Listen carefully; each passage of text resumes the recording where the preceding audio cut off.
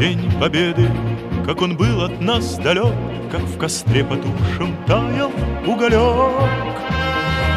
Были версты, обгорелые в пыли, этот день мы приближали, как могли. Этот день Победы порохом пропах. Это праздник с сединою на висках. Это радость со слезами на глазах.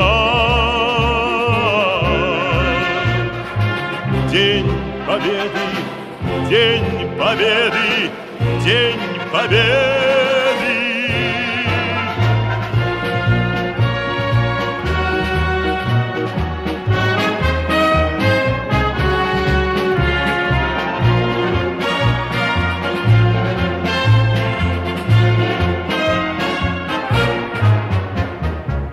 И ночи 1945 жылдар аралығындағы Кеңес одағының Ұлы Отан соғысы Екінші дүниежүзілік соғыста құрамдас бөлігі бола отырып, тарихқа мәңгі енді.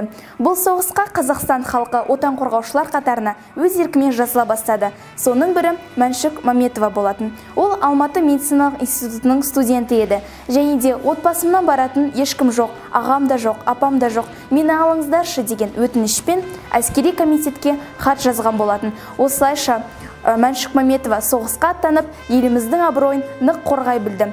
Бұл соғысқа Қазақстаннан 100-ден астам жазушылар мен ақындар қатысқан болатын. Және 2 миллионнан астам адам әскери даярлықтан өтті. Отан соғысында ерекше ерлік көрсетіп, Кеңес одағының батыры атағын алғандар саны 11600, қазақстандықтар саны 497.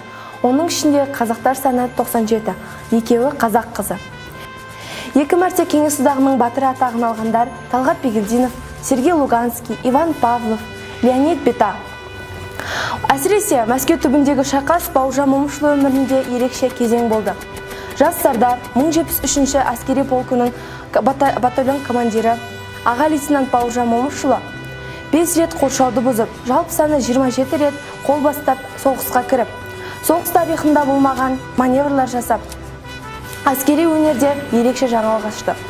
Командир Момышұлы асқан стратег, психолог еді. Отан соғысына көптеген қазақ батырлары қатысқан болатын. Оған мысал Әлия Молдағұлова, Мәншүк Мәметова, Мадина Ысқақова және Хиуаз Оспанова.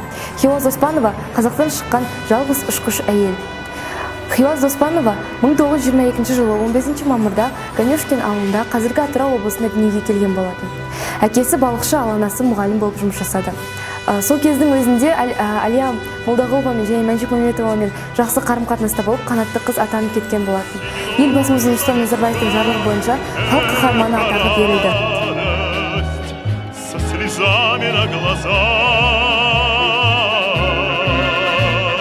День Победы, День Победы, День Победы.